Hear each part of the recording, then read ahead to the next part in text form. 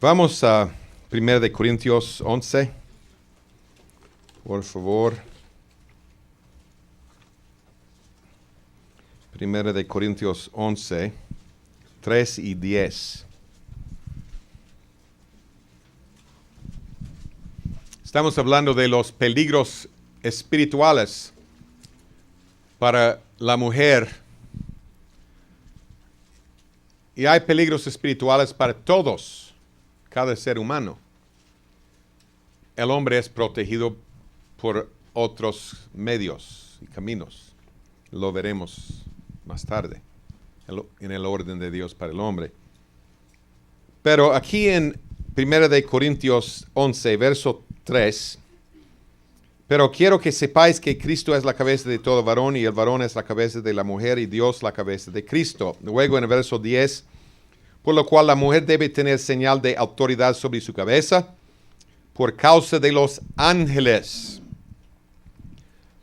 No vamos a meternos en la cuestión de un velo o no usar velo. Yo sé que el Señor nos ha hablado con mucha claridad sobre el asunto y no hay por qué usar un velo físico. Aquí en este mismo contexto, Él dice que el cabello de la mujer le es dado para su velo. Y además en el griego, el velo de tela, aquí en este contexto, cubre, pero el velo que es el cabello cubre completamente en el griego. Una diferencia enorme. Además, si el Señor está diciéndonos que la mujer no debe orar sin un velo, quiere decir que ella no puede orar sin cesar, a menos que lleve un velo en la iglesia, fuera de la iglesia, durante la noche, en la cama, no puede orar sin cesar. Por otro lado, si está hablando de una cubierta, se dice, física, el hombre sí puede orar en la iglesia sin su gorrita, y debiera orar sin su gorrita, pero el hombre no puede trabajar ahí afuera debajo del sol todo el día. Los campesinos no pueden orar sin cesar porque no podrían sobrevivir sin su sombrero, ¿no? El sol los mataría. Entonces, Él no está hablando de algo físico aquí, está hablando de algo espiritual. Pero lo más importante es el verso 10 para nuestro tema. Por lo cual la mujer debe tener señal de autoridad sobre su cabeza por causa de los ángeles. Algunos dicen que está hablando de los buenos ángeles. Los buenos ángeles es una suposición antibíblica. En primer lugar, es muy difícil demostrar que el contexto aquí está hablando de los buenos ángeles. En el principio la mujer fue engañada por un ángel caído, Lucero. Amén. 1 de Timoteo 2:14 dice que la mujer fue engañada, pero el hombre no. Pero el verso 9 también lo hace más claro aquí. Tampoco el varón fue creado por causa de la mujer, sino la mujer por causa del varón. Aquí nos lleva a la creación, ¿sí o no? El hombre fue creado. Entonces, si regresamos a la creación, entendemos por qué la mujer tiene que estar bajo autoridad debido a los ángeles, porque ella fue engañada por un ángel, no un buen ángel. Amén. Además, si son buenos ángeles, tenemos un problema mayor. Eso quiere decir que Dios quiere que la mujer honre a los ángeles. Y la Biblia habla en contra de eso. No debemos prestarle honra, rendirle honra a los ángeles. No son nada más que ministros. Amén.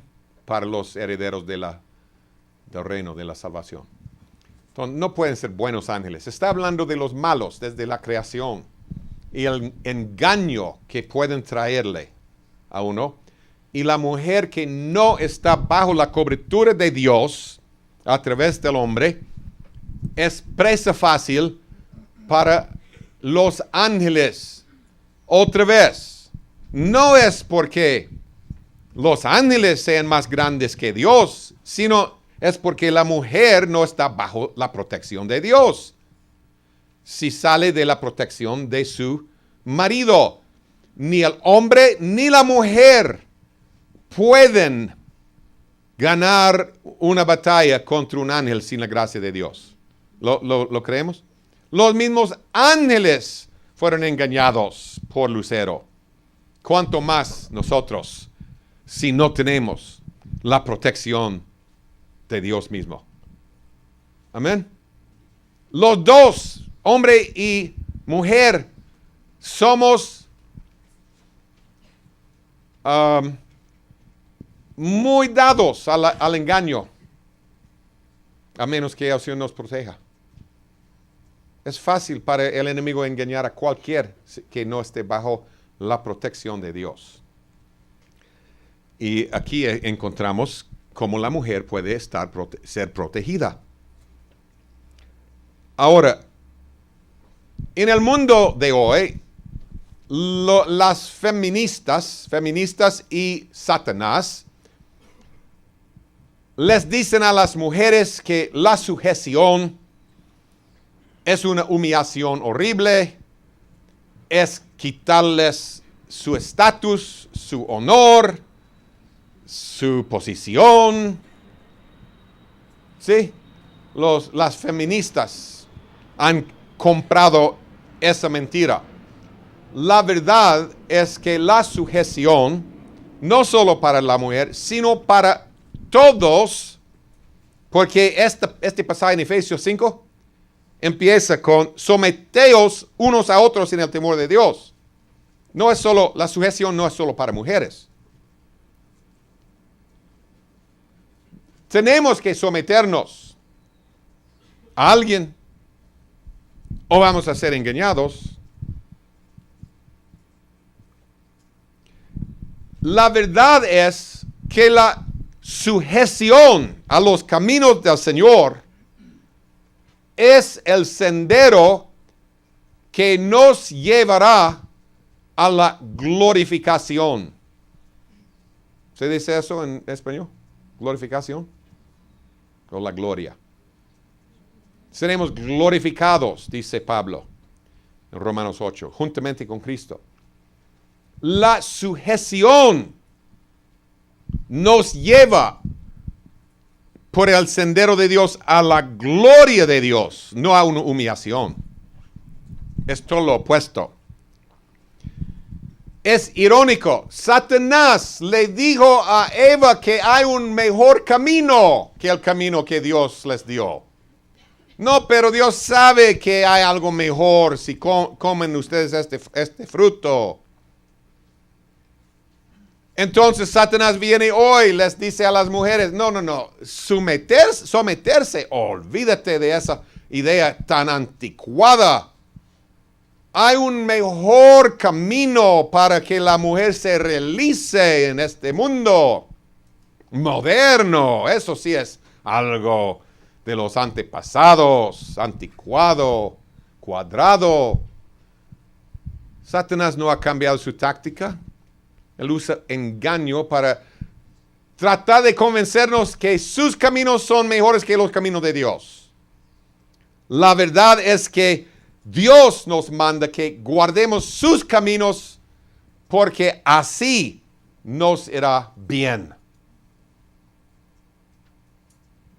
Otra vez, Dios no es un Dios con un garrote. Pensémoslo, hay solo dos opciones en la vida, servirle a Dios, servirle a Satanás. Pero solo hay dos opciones, luz o tinieblas, vida o muerte. ¿Sí o no? ¿No es obvio? No hay una tercera. Nuestro problema, por decirlo así, es que Dios es luz. Dios es vida. Y no hay otra fuente. Si abandonamos a Dios, estamos abrazando las tinieblas y la muerte. No es porque Dios tiene su garrote. Si me abandonas, yo voy a darte duro. No, si me abandonas, voy a llorar por ti. Porque estás abandonando la luz para vivir en las tinieblas. Estás abandonando la vida para morir eternamente. Satanás viene y dice, no, hay que acercarse a mi camino, porque Él nos odia. Él nos odia. Es irónico que la liberación femenina, o femenina, ¿no? La liberación femenina conduce a la esclavitud, mientras que la esclavitud a Dios conduce a la liberación. Pero Satanás lo tiene invertido el concepto. Otra vez, la liberación femenina conduce a la esclavitud a Satanás, mientras que la esclavitud a Dios conduce a la liberación y la liberación eterna. Regresemos a Efesios 5. Efesios 5.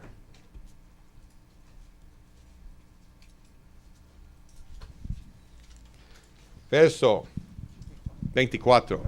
Así que como la iglesia está sujeta a Cristo, así también las casadas lo estén a sus maridos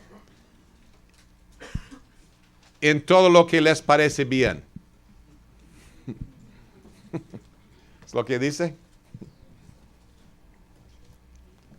Así también las casadas lo estén a sus maridos en todo.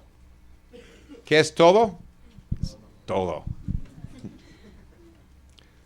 Colosenses 3, 18 es a veces tergiversado para dar otro mensaje. Colosenses 3, 18. Casadas, estad sujetas a vuestros maridos como conviene en el Señor. ¿Ya ven cómo ellos pueden tergiversar eso? ¿Cómo conviene? Si te conviene, sí, está bien. Si no, entonces que no. El griego y no quiere decir si te conviene. Lo que está diciendo en el griego es que es lo correcto, es lo justo, es el camino recto, es lo que te conviene, sí, manifestar ese camino y escoger ese camino como conviene en el Señor. ¿Ok? Pero pueden escudriñarlo en el griego. Así es. No tiene nada que ver que si te gusta la idea o no, es tu decisión. Vamos a primero de Pedro, capítulo 3. Quiero ver algo muy importante aquí con ustedes sobre la sujeción, hermanas.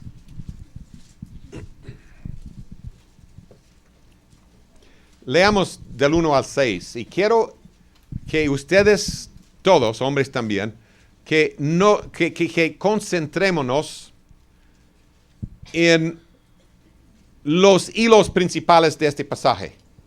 ¿Ok? Los hilos principales. Porque hay un mensaje en este mensaje muy claro.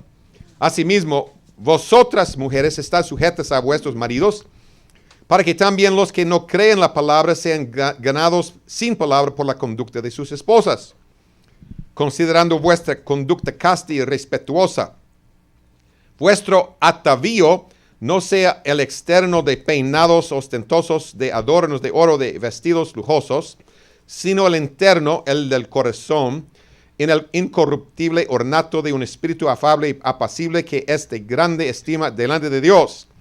Porque así también se ataviaban en otro tiempo aquellas santas mujeres que esperaban en Dios, estando sujetas a sus maridos, como Sara obedecía a Abraham, llamándole Señor, de la cual vosotros habéis venido a ser hijas si hacéis el bien sin temer ninguna amenaza. ¿Cuáles son los dos hijos principales de este pasaje? Dos temas. La sujeción. ¿Y qué? el atavío, ¿no? ¿Sí o no? No es difícil sacar esos dos conceptos. Son los dos conceptos principales. ¿Por casualidad? No. La sujeción aquí principalmente está en el contexto del atavío. El vestimento se dice, ¿no? La vestimenta. Gracias. ¿Y por qué? ¿Qué tiene que ver la vestimenta con la sujeción?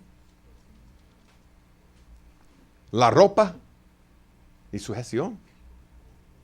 Muchas mujeres, si no todas, no tienen concepto alguno de cuáles formas de ropa o estilo de ropa pueden ocasionar la caída moral de un hombre. No son hombres. ¿Mi español está bien o no? ¿O hay muchas miradas perdidas? ¿Cómo? Ya sabemos, por eso nos vestimos así. No, no saben, es que alguien te lo ha dicho, pero no sabes por experiencia, porque tú eres mujer. Y para la mujer, muchas veces es inconcebible que el hombre puede ser afectado moralmente, puede sufrir una caída en sus pensamientos si me he visto así o asá. ¿Cómo? Sí, así sucede. ¿Y quién sabrá? ¿Y quién podrá decírtelo? ¿El hombre, el marido? Él sabe lo que le afecta en otras mujeres. Y si es un hombre medio cuerdo, él no quiere que tú seas un blanco para otros hombres. Él no quiere que estés ahí afuera atrayendo la atención de otros hombres si él es medio cuerdo. Amén. Algunos hombres son perversos y quieren mostrarle al mundo qué belleza es su esposa, qué loco, qué hombre más loco, él va a perderla. Además, ella está caminando en este mundo con la sangre de otros hombres en sus manos y va a darle cuentas al Señor algún día sobre cuántas vidas ha arruinado o en cuántas vidas se ha hecho daño por su forma de vestirse. Entonces la mujer debiera someterse. Mi esposa ha aprendido a hacerlo. Inicialmente no me creía. No, ¿cómo es eso? ¿Qué locura tienes tú? No, pero mejor que te vistes así y así.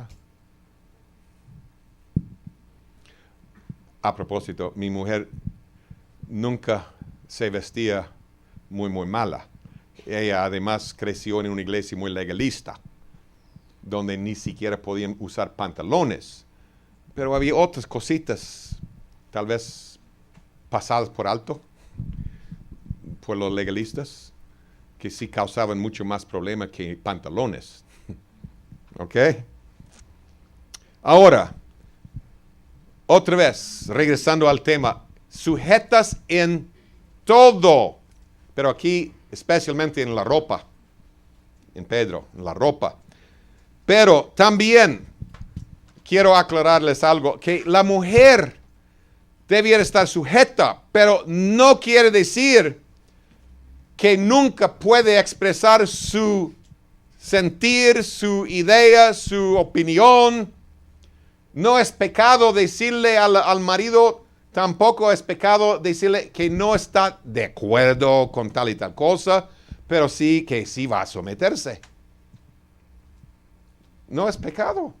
No es pecado en la vida del marido tampoco decir que no estoy de acuerdo contigo y por eso vamos a escoger el camino mío. No es pecado. Habrá diferencias de opinión, pero él tiene la responsabilidad ante el Señor de escoger el camino. ¿Está bien? Yo tengo la sospecha de que Sara le expresó a Abraham algunas dudas sobre su plan en Egipto. ¿No lo creen? ¿Seguro? Señor mío. ¿Estás muy seguro? ¿De veras quieres perderme?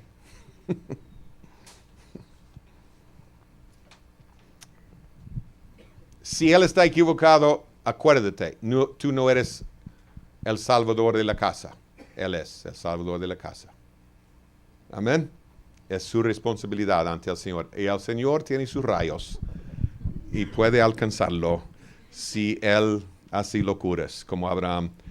Hasta él puede mandar plagas a toda una nación para salvarte si confías en él sin tener miedo de someterte. Amén. Ahora, hablemos por un rato sobre las responsabilidades de la esposa. Vamos a Tito 2, de 3 a 5. Tito 2, del 3 al 5. Ahora la cosa se pone más seria. Ojalá que todavía las hermanas aquí, al oír todo esto, todavía sean mis amigas.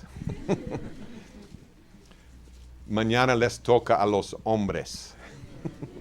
¿Ok? Entonces, después de mañana no tendré ningún amigo.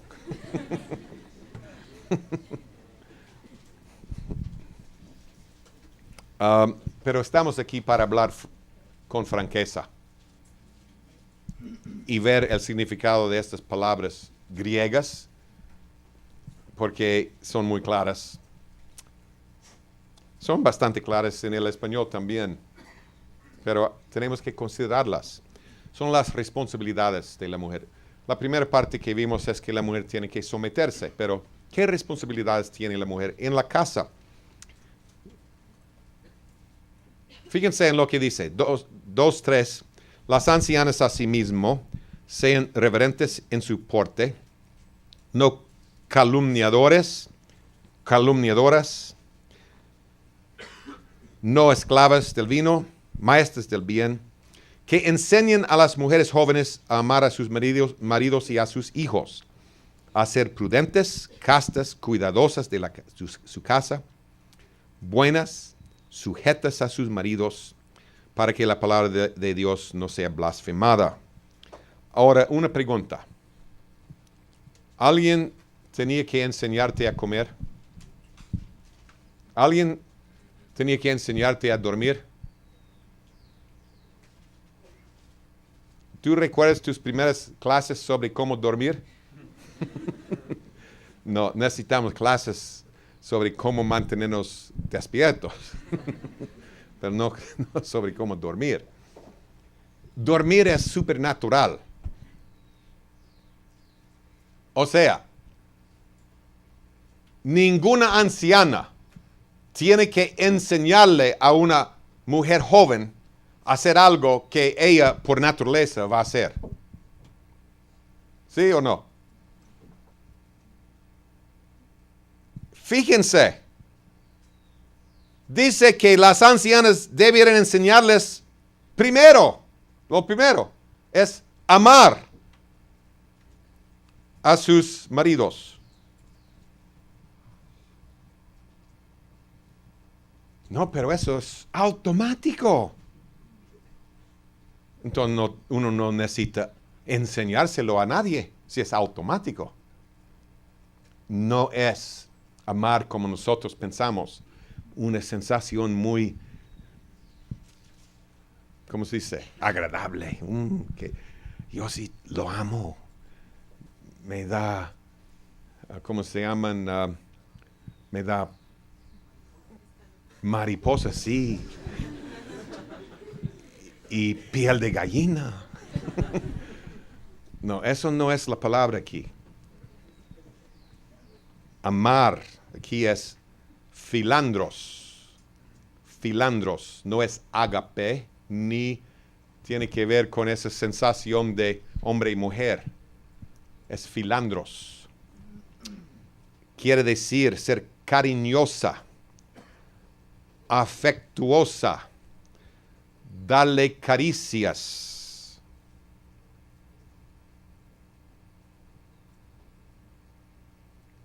Eso sí, para muchas mujeres es algo que tienen que aprender. Para otros sí hay bastante habilidad de mostrarle afecto, caricias, toques.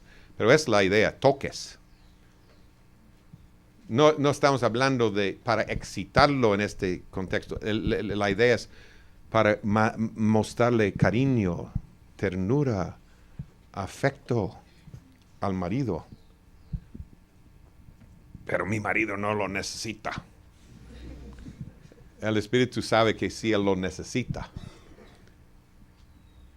Y si él no lo quiere, entonces tú tienes que aprender a acercarte a él y lograr esto, amarlo. Porque él sí lo necesita. Él necesita el toque, el contacto, el cariño, el apoyo. Y sentir tu toque en las buenas y en las malas. Muchas mujeres no saben hacerlo y no lo hacen. No, pero no es mi naturaleza. Por eso hay que aprenderlo. ¿Sí? Y fíjense, la mujer aquí no tiene el llamamiento de Dios para amar al marido con ágape. No, el marido tiene que amar a la mujer con ágape, dándose por ella, pero la mujer debiera aprender a ser cariñosa, afectuosa, pero también quiere decir, la idea es ser amigable, ser amigos. En el mundo los enamorados son amigos, hay mucho tacto, contacto y toque. Pero después, al casarse, muchas veces no hay nada de cariño o toque. No, eso debiera ser evitado en el principio y después seguir durante toda la vida. Amén. Ahora, fíjense, dice que las ancianas deben enseñar a las mujeres jóvenes a amar a sus hijos. ¿Enseñarles a amar a sus hijos? Eso sí es lo más natural que hay en el corazón de una madre, amar a su hijo. No necesariamente.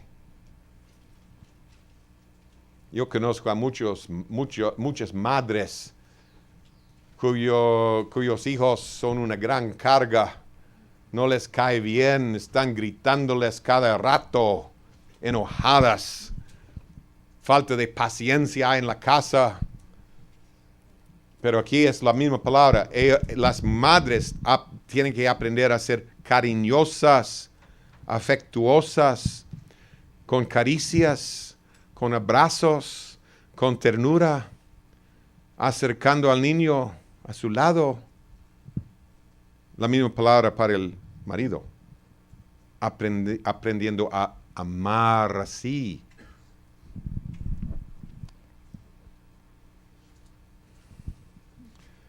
Muchas madres creen que ya tienen ágape por sus hijos. Tal vez no son tan cariñosas, pero yo pondría mi vida por mi hijo. Madres no tienen ágape por sus hijos. Por naturaleza, ni ágape. Amor divino. Las madres no escuchen. No, pero ¿qué madre no pondría su vida por sus hijos? No, lo que madres tienen por naturaleza es amor humano y compasión humana, carnal. las dos cosas son enemigos a Dios en muchas situaciones.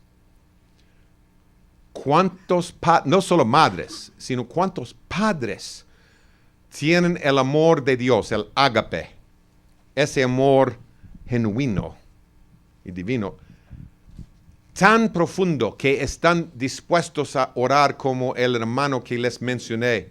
¿Recuerdan en otra clase la mujer, la hija de un pastor, cuando tenía 16 años, estaba rebelándose? Sí, ¿recuerdan esa? Tal vez los otros no recibieron ese curso. Ella empezó a rebelarse y llegar tarde a la casa, y una noche llegando a la medianoche, su hora de llegada establecida por el papá, el pastor de la iglesia, era a las 10 de la noche, tenía que llegar. En esa época había mucho libertinaje aún en la iglesia, acuérdense. Ni había enseñanzas sobre noviazgo, desposorio, familia, hogar. Y sí había en la iglesia incluso salidas sin chaperón. Todo estaba bien. Es un desastre. Fue un desastre en esa época. Ella podía salir hasta las 10 de la noche con 16 años, imagínense. Pero por lo menos el padre tenía amor genuino. Y ¿recuerdan la historia? Regresó a la medianoche. Iba a entrar a escondidas y abrió la puerta pensando que su papá y mamá estaban ya bien dormidos, y escuchó a su papá gritando con todas sus fuerzas: ¡Señor! No he dado a luz a ninguna hija para que sea una sierva de Satanás. Si ella no va a servirte, quítale la vida. Eso sí es amor ágape. Amor ágape, amor divino. Sí. Él la amaba tanto que él no quería que ella acumulara más juicio y que terminara en el infierno. Eso es amor. ¿Qué madre tiene el amor suficiente de Dios como para decirle: Señor, si mi hijo no va a servirte, quítale la vida antes de que haya acumulado juicio? ¿Cuántas madres tiene ese amor? Tal vez una en 1,000,000. Al contrario, las madres dicen: si el Señor me quita a mi hijo, no sé si yo voy a poder servirle a Dios. ¿Qué amor? Es egoísmo. No es amor ágape. Es pensar en sí misma, no en el futuro eterno de su hijo. ¿Entienden? No es pensar en lo mejor para esta vida. Es solo pensar en lo que ella considera lo mejor para sí misma. Yo quiero quedarme con mi hijo. El Señor quiere darnos también el ágape. Señor, si tengo un Esaú, por favor, lléveselo. Llévetelo. Para que no esté en un infierno más profundo algún día. Amén. Pero las madres necesitan aprender a mostrarle cariño genuino de Dios, ternura, caricias. Es la palabra aquí. Ser amigos, amigables. Un problema es que hoy en día, por falta de seguir el orden de Dios y sus instrucciones, en la mayoría de los hogares cristianos y no cristianos, los pequeñitos son una gran carga y estorbo y causan caos y problemones. Y los niños debieran ser uno de los gozos más grandes de la vida. ¿Sí o no? En el hogar debieran ser uno de los gozos más lindos que el Señor nos da. Hace poco estaba en un lugar y hablando con un lugar público. Esta mujer estaba allí dándome algo de su historia. Y es un negocio, y en eso ella dice: y si yo tengo un hijo que ya está pasando por esos terribles dos. ¿Ustedes han oído ese término? ¿No? Es un término en inglés. ¿Alguien sabe cómo traducirlo más exactamente al español? Los terribles dos. ¿Entienden el concepto? ¿Han visto a los terribles dos? Los de 2 años. Son siempre son terribles si no hay disciplina. Pero terribles. Sí, está pasando por esa época y usted seguramente sabe cómo es, porque ya ella sabía que habíamos tenido 4 hijos, etcétera, y nietos. Usted sabe cómo son los terribles dos. Le dije, no, nunca lo hemos vivido. ¿Cómo? No hay por qué tener terribles dos. No es el camino. Siempre los hijos fueron un gran gozo en la casa. Sí, obedecían. No hay por qué portarse terriblemente. No le gustó. No tenía interés tampoco en saber cómo evitar los terribles dos. No, ella, una mujer del mundo, prefiere seguir el camino de Satanás y no el camino de Dios. Y algún día no va a tener los terribles dos en su casa, sino los terribles 15, 16, 18. Y después toda la vergüenza de haber producido un hijo rebelde y vil. Es lo que es el fin de ese camino de Satanás. Es triste.